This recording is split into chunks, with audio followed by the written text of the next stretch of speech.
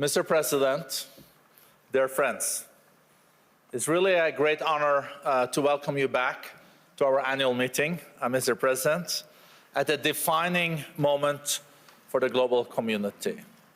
It's 10 years since you were here last time, and as we just spoke about in the speaker's room, a lot has changed in a decade. Mr. President, under your leadership, Egypt has remained an anchor of peace and security in a deeply turbulent region. Egypt has played a critical role in supporting efforts towards the ceasefire in Gaza, including through the Sharm el-Sheikh peace declaration, and has consistently advocated dialogue and political solutions for the whole Africa. At the same time, Egypt is consolidating its position as a globally relevant economic and investment hub. With a population exceeding 110 million and a strategic location linking Europe, Asia, and Africa, Egypt occupies really a unique place in the global economy. It also, of course, because of its heritage represents a unique place in the world. Your ambitious reform agenda, Mr. President, centered on private sector-led growth and the objective of achieving its highest contribution to the GDP by 2030, sends a strong signal to investors and partners alike. This agenda, underpinned by a positive growth outlook that outperforms many regional peers, is also a testimony to the reforms undertaken. In support of this, we are particularly at the World Economic Forum pleased to also then announce, in collaboration with His Excellency, that we will convene under your patronage a business-focused country strategy meeting in Egypt in the autumn of 2026. So we do expect to see all of you in Cairo in the fall. Mr. President, your participation today reflects Egypt's dual role as a guarantor of regional stability and rising economic force. We're very much looking forward to your speech and for a dialogue. Mr. President, welcome.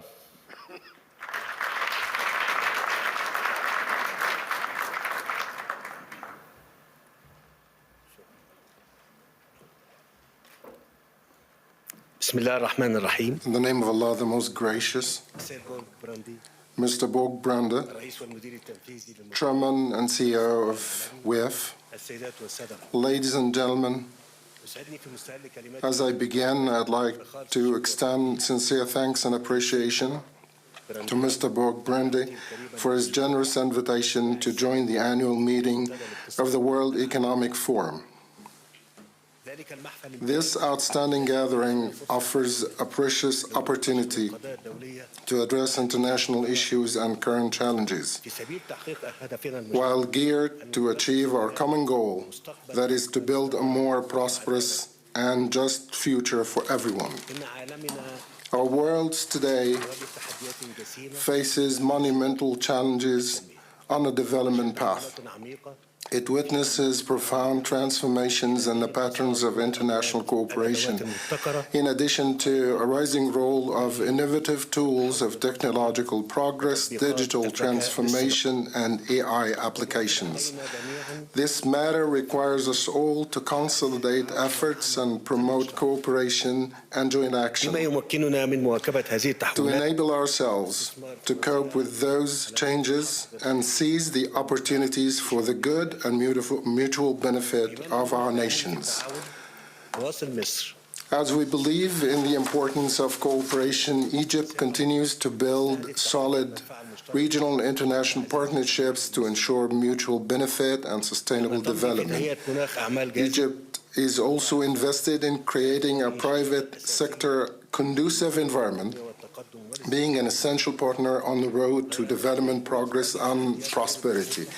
However, such efforts face unprecedented challenges, both regionally and internationally, given the escalating geopolitical tensions and evaluations of international legitimacy by some parties. The matter that undermines the endeavors of the economic growth, weakens the efforts to preserve international peace and security, and limits the joint action between countries.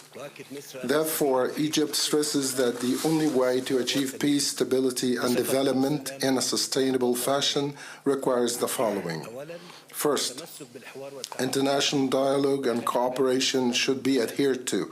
The principles of mutual respect, peaceful coexistence should be upheld, and the international law and the UN Charter should be respected. Second, disputes should be settled peacefully, escalations should be averted, and the environment for durable solutions of various crises should be created. Third, interstate integration should be sought.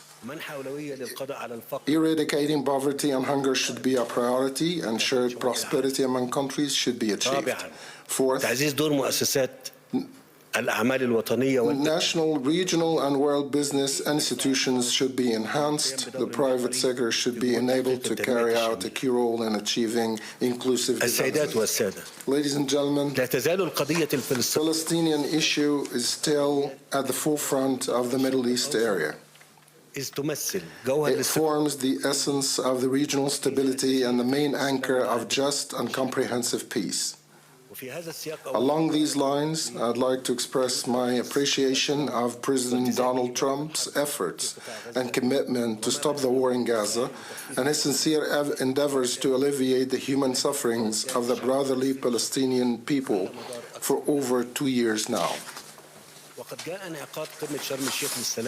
Sharm el-Sheikh Conference on October 13th, 25 was the crowning of Egypt's efforts in coordination with the partners to bring a ceasefire, enshrine peace, open new horizons of hope and regional stability, and launch a serious political path to a just and comprehensive settlement of the Palestinian issue, where the Palestinian legitimate rights are ensured and security and prosperity in the entire region can be promoted. Accordingly, I emphasize the necessity to build on Sharm el-Sheikh summit. The ceasefire should endure. The flow of humanitarian assistance to Gaza should not be interrupted, while the process of early recovery and reconstruction of the Strip should be accelerated. I also welcome the United States announcement of the beginning of Phase 2 of the ceasefire agreement. This is a key step toward the implementation of the peace plan and the de-escalation in the region. Thus, chances of stability are even bigger. And I'd like to re-emphasize that Egypt, out of its historical role in supporting the Palestinian cause, will spare no pains to continue engaging with all parties concerned to reach a just, comprehensive, and permanent solution of the Palestinian issue based on the two-state solution and the international legitimacy resolutions that provide the establishment of an independent Palestinian state on the lines of the 4th of July 1967 with East Jerusalem as its capital. Distinguished audience, despite multiple regional and international crises, Egypt continues its ambitious economic reform with an integrated package of actions to control financial and monetary policies, restore the investors' confidence in the Egyptian market, upgrade the investment legislative environment, and provide attractive incentives to investors. Egypt has given a special priority to strengthen the private sector as a major indispensable partner in economic growth and development. It has set a cap for the government investment and launched a thorough plan for the state exit from certain public investments, giving the private sector more room to enlarge its contribution to the economy. The dividends of such efforts are a remarkable improvement in economic performance indexes, high rates of growth, an increase in the private investment flow, a broad commendation of the world finance institutions, notably the IMF, in addition to a better credit rating by world credit rating institutions. I assure you, Egypt will continue the process of economic reform and advance its development trajectory, along with implementing the state-owned enterprises document, which specifies the scope of the work of government and state-owned companies. It is carrying out the monetization program and state exit in order to broaden the participation of the private sector and multiply its contribution to pushing forward the wheel of the economy. Ladies and gentlemen, the Egyptian market today provides ample investment opportunities in various sectors. In the meantime, the government is keen to offer necessary incentives and facilitations, especially in new and renewables, automotive industry, including EVs, pharmaceuticals, logistics, ITC, and AI applications. والاستفادة من البنية التحتية المتطورة التي أنجزتها مصر خلال الأعوام الماضية في مجالات الطرق والاتصالات والنقل واللوجستيات in highways, communications, transport, logistics, free zones, particularly the economic zone of the Suez Canal, which stands as a strategic platform for trade and investment. I assure you that the investor who chooses to work in Egypt will not only benefit from the promising local market, but will open up to broader markets linked with Egypt by FTAs in both the Arab and world and Africa. So existing huge markets are readily accessible, and the chances of international regional expansion are multiplied. Distinguished audience, in conclusion, I re-emphasize في ترسيخ دعائم الأمن والاستقرار على المستويين الإقليمي والدولي والمضي قدما في تحقيق التنمية والنمو الاقتصادي كما تتطلع مصر إلى تعزيز التعاون مع كافة الشركاء من أجل بلوغ هذه الأهداف المنشودة. ويسعدني أن أرحب بإعلانكم تنظيم جلسة مخصصة للأعمال في مصر خلال العام الجاري تحت رعايتي، وأتطلع إلى مواصلة التنسيق معكم خلال الفترة المقبلة لإنجاح هذا الحدث المهم. وأغتنم هذه المناسبة لأتمنى لكم التوفيق والنجاح في مختلف فعاليات المنتدى، وشكرا جزيلا.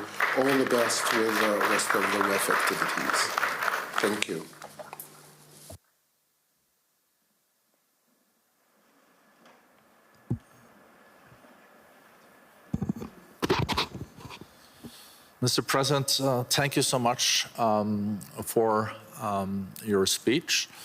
And my interpretation is that geopolitics are challenging, but economy is going a lot better than the geopolitics. But if you look at the region of Middle East and North Africa, the MENA region, how do you interpret from the Egyptian side what is now unfolding?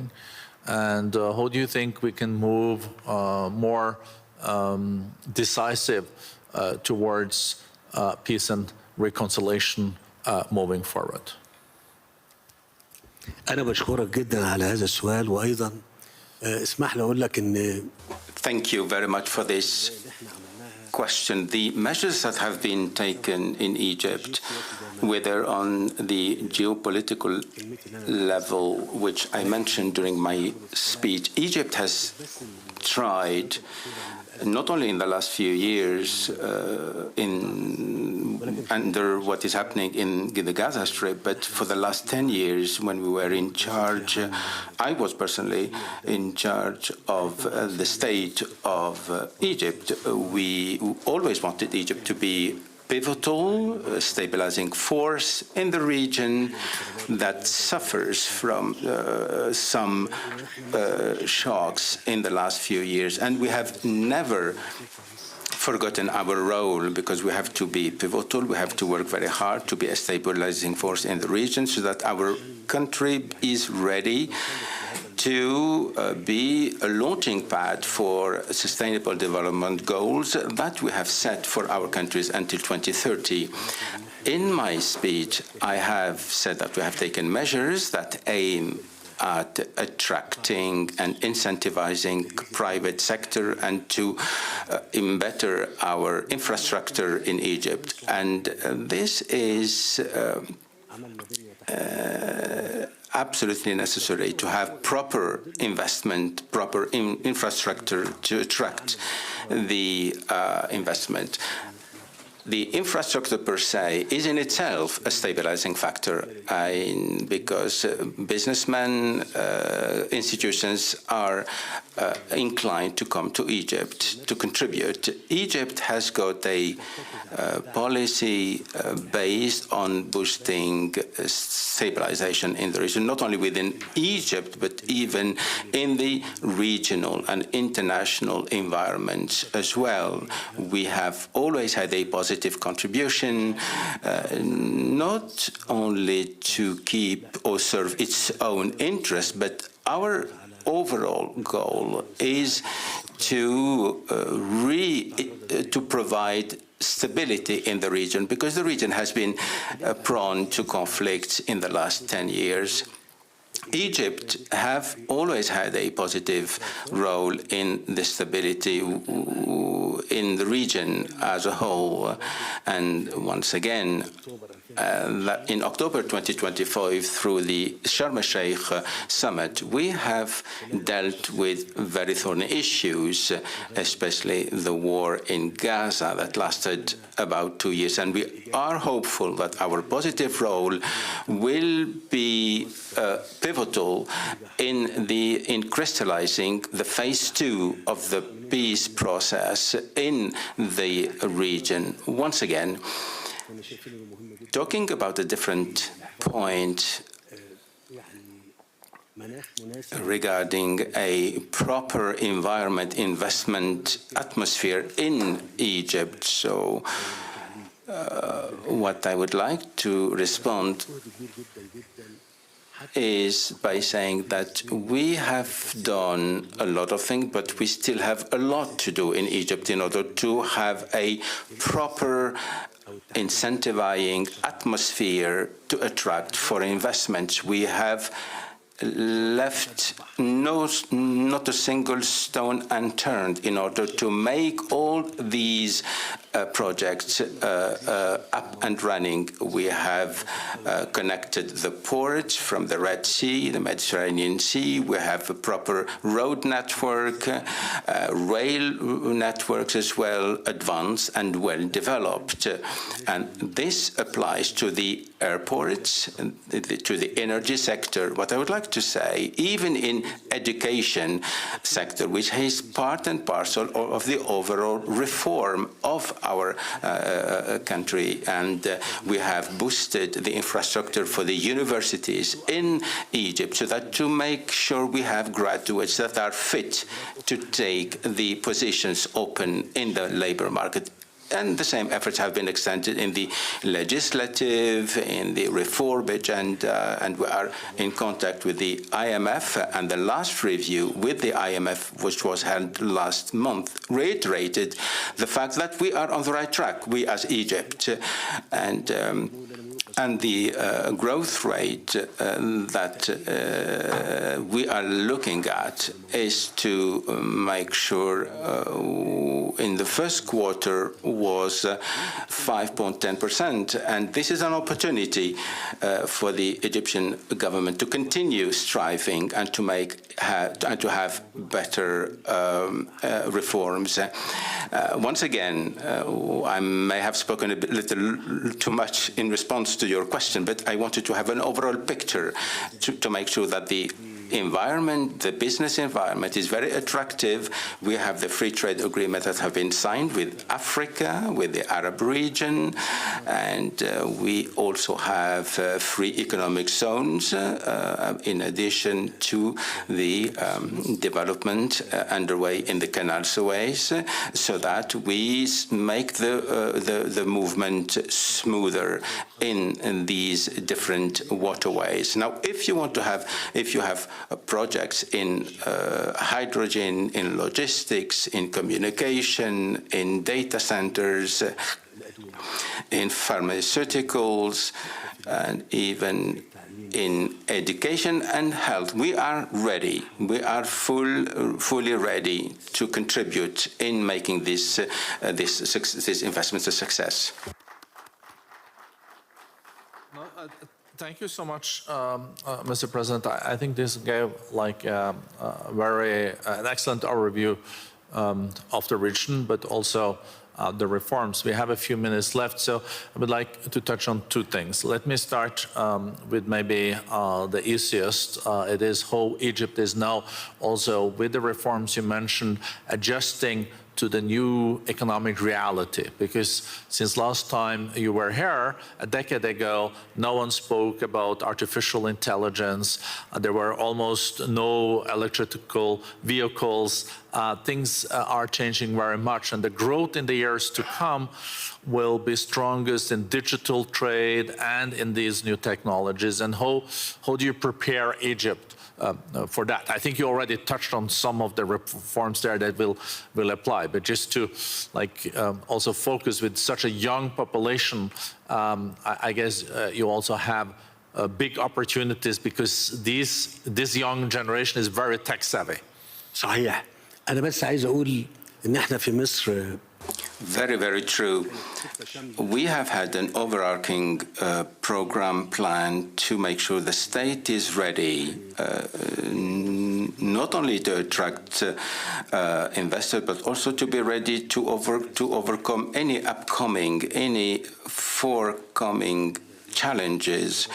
You have mentioned the electric vehicles, and there are other sectors on which we can dwell on. We have said that we are ready as a state to make the utmost effort in order to make sure we have the capabilities so that we incentivize the investors in these specific sectors that are going to be supported by the state. We need to make sure we are the engine for growth in these sectors. And with regard to the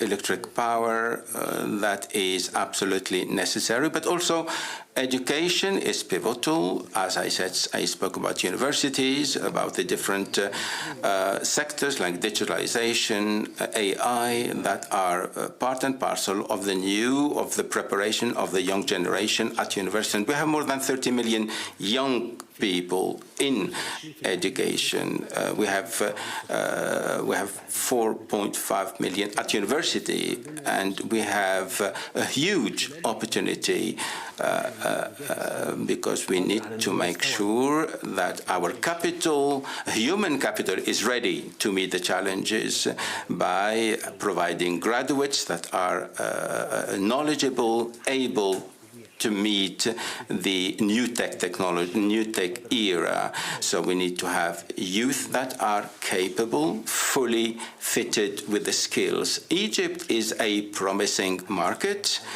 and we are eager to make better efforts so that we make headway in all sectors, in all the different sectors that you have been mentioning.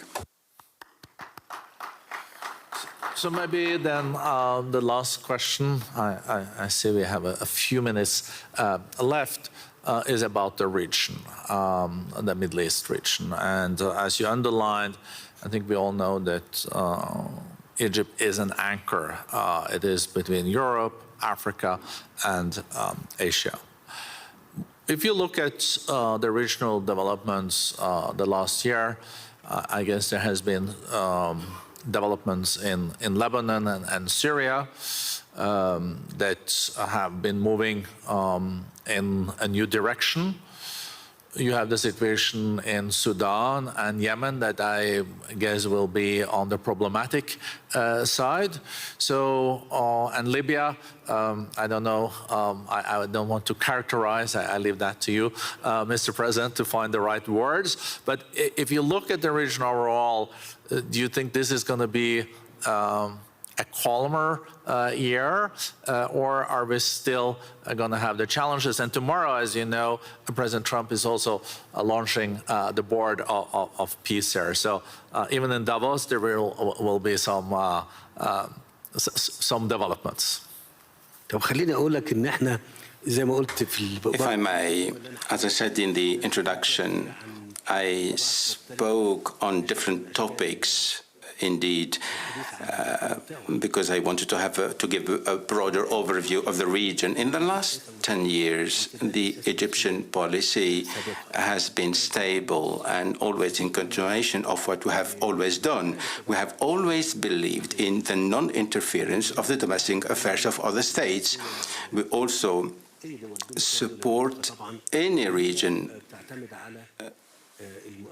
especially when we call on the to resort to the international institutions for dispute settlement. And therefore, for example, if there are militias or factions that are rampant in some countries and that have a negative impact, and therefore I don't want to name countries per se, because I don't want to raise issues with states, but I mean, they know themselves. I mean, I don't want to go into qualifying if we look at Lebanon, for example, Lebanon is on the right path, a new and right path, and I really hope that Lebanon in the coming weeks and days will find the way out and to stabilize the region and to grow the region and to have a friendly government with whom we have always had excellent relationship, because it has been the lighthouse of education in the region. In Syria, there are developments indeed, and we're hopeful that the trend will be encompassing and all-inclusive for all the components that make up Syria. They should all be represented in the government, and there should be no exclusion of any component in the newly established state of Syria. And therefore we call upon all the friends in Sudan, in Somalia, in Libya, in Yemen. We call upon them to work on stability and to make sure there is the principle of non-interference of domestic affairs should be highlighted. So the aim for Egypt and the aim that since 2014 we are working upon is to make sure that the statehood comes back to Libya, to Sudan, to Somalia, to Syria, so that an all-abled state government should be encompassing and should be a stabilizing force in all these countries that I have just mentioned. And we are still working on being positive, constructive, have a constructive role as Egyptians. And the last 2 years where Gaza had that war, witnessed that war. We always have the Suez Canal, which is a major waterway. This waterway has been affected very, very hard by the war in Gaza. And therefore, we as Egypt, we're paying the price. We have lost billions of dollars because of the impact of the war on the major waterway, which is the canal, the Suez Canal, for the last 2 years, up until the end of the war. And therefore, we have been somehow very positive in de-escalation and in softening the tone. This is what happened for Gaza. We have had a very positive role because we wanted to quell the war, to put an end to the war, and to shorten the war. We have always urged for humanitarian aid to achieve to the recipients, and therefore our policy is a positive policy, sticking to stabilization in our country, in the region, and in the world. Thank you. Thank you so much for your strong speech and excellent answers. I hope there will be not 10 years before we can wish you back to Davos. Mr. President, things have changed, but as the President said when we spoke, not the weather. So thank you again, and big applause to President Sisi.